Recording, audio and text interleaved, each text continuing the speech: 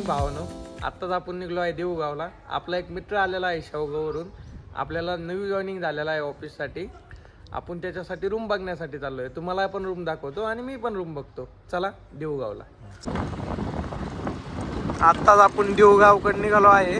आत्ता मी सध्या पुनावळ्याच्या कॉर्नरला आहे. इथं नवीन रोड झाला आहे त्याच्यामुळं खूप भारी वाटत आहे. इथं पहिला इतका खराब रोड होता की सांगू नका. हा मुंबई एक्सप्रेस हायवे आहे. हा पुण्यावरून डायरेक्ट मुंबईला जातो. आणि आता आपण पुनावळ्याच्या कॉर्नरवर आहे. थोड्या वेळात जातोय आपण देऊगावसाठी. भावानो, देऊगावचं मंदिर म्हणजे खूप चांगलं मंदिर आहे. तुम्हाला मी आज दाखवतो ब्लॉगमध्ये मंदिर पण आपल्याला रूमचं पण काम करायचं आहे. आपला मित्र एक 4-5 दिवस झाले आलेला. रूमसाठी खूप प्रॉब्लेम झाला होता. तर आपण एक थोड्या वेळात रूमसाठी पण जाणार आहे. तुम्हाला पण दाखवतो मी रूम आणि मी पण बघतो. हो, आत्ता मी गाडी चालवतोय सध्या, तर मी बोलतो तुमच्यासोबत.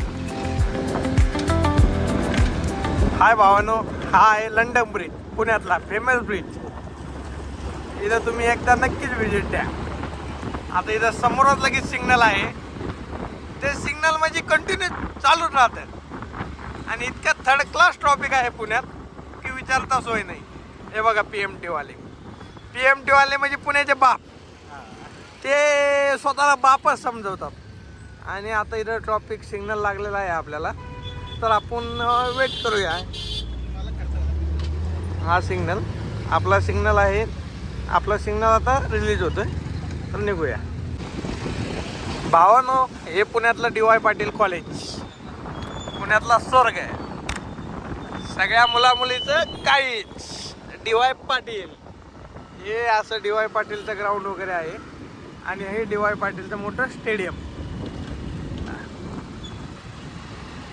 DY पाटील इथं सगळा स्वर्ग दिसतो तुम्हाला पुण्यातला. सगळ्या प्रकारचे कार्यक्रम इथं अवेलेबल राहतात. हा म्हणजे एकदम पुण्यातला बेस्ट एरिया, माझ्या काळजातला एरिया. तर तुमच्यासाठी पण आणि माझ्यासाठी पण आपल्याला जे पाहिजे ते इथं भेटतं. आणि रोड एकदम असा गोलीगत आहे, त्याच्यामुळं अजिबात टेन्शन नाही. आणि बऱ्याचशा जागेवर काय होतं, हे इथं राहण्यासाठी मुलींना सोय, हॉस्टेल, प्रायव्हेट हॉस्टेल आहेत पण ठीक आहेत, नो प्रॉब्लेम.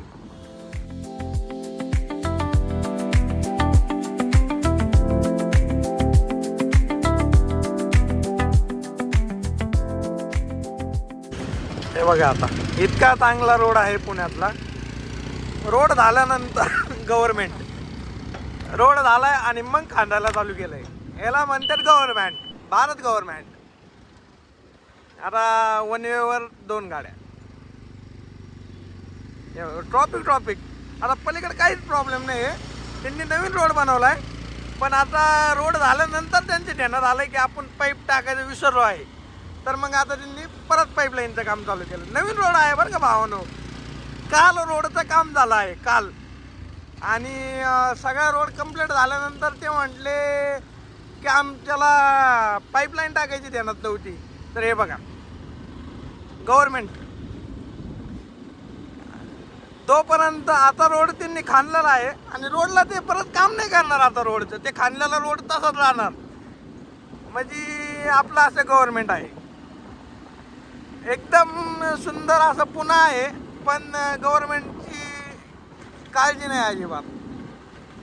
तर नक्कीच तुम्हाला माझ्या ब्लॉगमध्ये एन्जॉय येत असेल.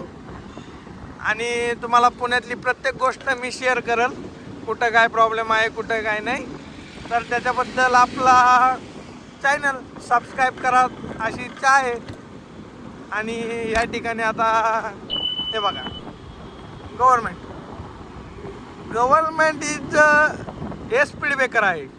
स्पीड ब्रेकरच्या लाईनी गेल्यात, त्या नाही कळणार गव्हर्मेंटला. म्हणजे माणूस उडून पडलं तरी ॲक्सेप्ट आहे, पण रोड झाल्यानंतर खड्डं खांदायचं हे कळतं गव्हर्मेंटला. भावानो, आत्ताच आपण देऊगावात आलेलो आहे. या ठिकाणी आता श्री संत तुकाराम महाराज यांचं प्रवेशद्वार भव्य असं आहे. तर आपण आतमध्ये गेल्यानंतर तुम्हाला मी दाखवतो मंदिर वगैरे. आत्ताच आपण गाडी पार्क करून आता मंदिराच्या दिशेने निघालो आहे. तर तुम्हाला मी मंदिराचा पूर्ण परिसर दाखवत आहे सध्या.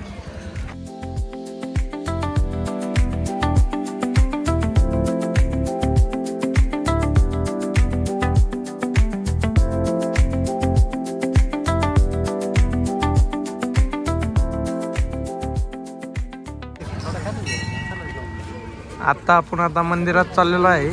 हे प्रवेशद्वार भव्य असं आहे. तर चला मी तुम्हाला आतमधलं दाखवतो सगळं. हे आता मंदिरात प्रवेश केल्यानंतर हा मंदिराचा पूर्ण परिसर खूप असा सुंदर परिसर आहे.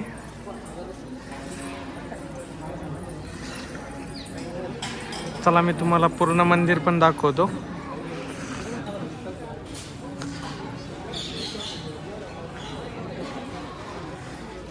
हे बघा,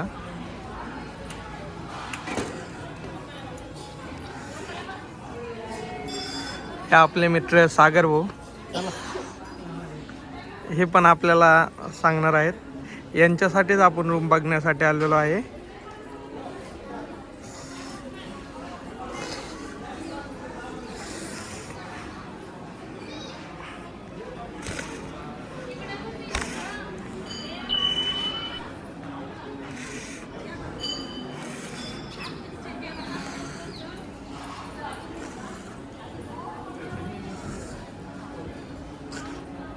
हे बघा, इथं पालखी वगैरे ठेवलेली आहे.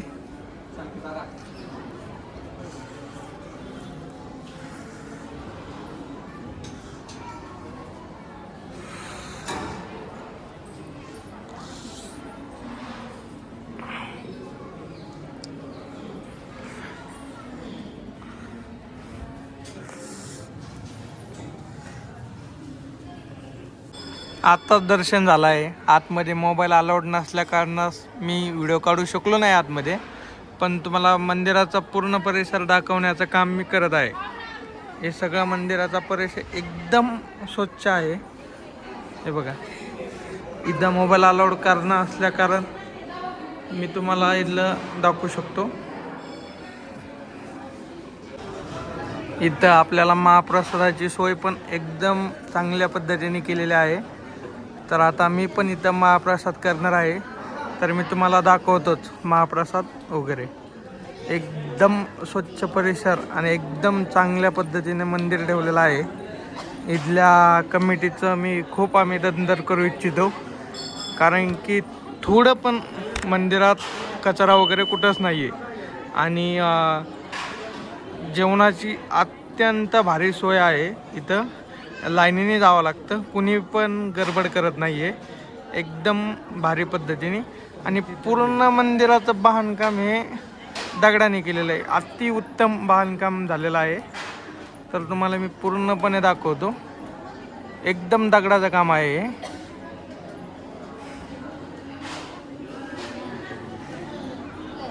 हे बघा, इथं जेवणाची वगैरे सोय केलेली आहे एकदम उत्तम पद्धतीने.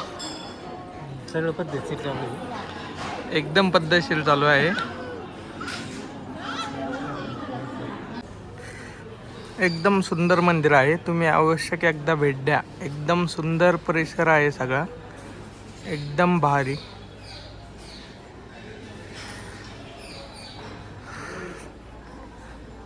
एकदम भारी पद्धतीने मंदिराचं काम केलेलं आहे.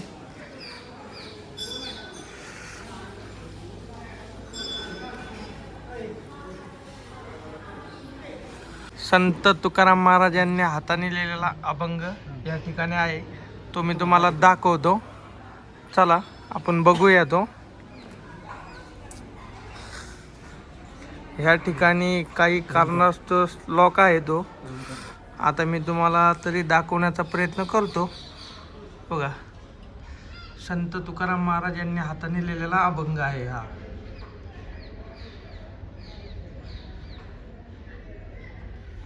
थोडं लांब असल्यामुळे तुम्हाला दिसायचा प्रॉब्लेम होईल.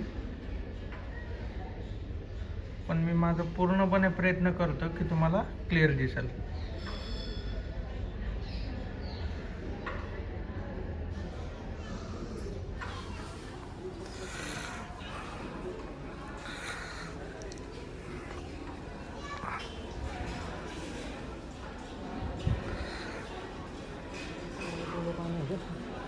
एकदम भारी असं कोरकाम केलेलं आहे याच्यावर, तुम्ही बघू शकतात.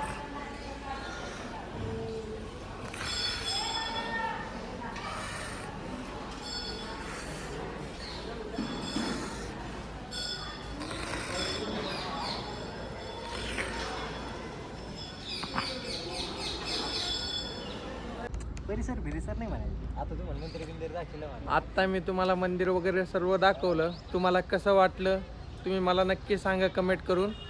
आत्ता मी मंदिराच्या बॅक साईडला आहे, तिथं अशी नदी वगैरे सर्व आहे.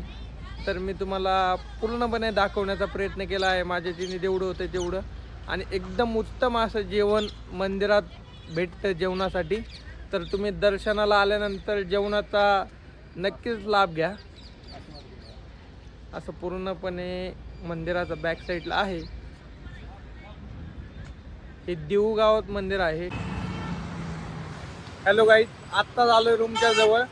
आज येण्यासाठी खूप लेट झालं, मी तुम्हाला रूम दाखवू शकलो नाही कारण की खूप लेट झालं होतं. आणि आज मंदिराचं पण दर्शन घेतल्यामुळं आणि तुम्हाला सांगतो रूम फायनल केली आहे आम्ही. 1-2-3 दिवसात तुम्हाला रूम पण दाखवतो. आत्तासाठी एवढंच. भेटूया उद्याच्या ब्लॉगमध्ये. शुभरात्र.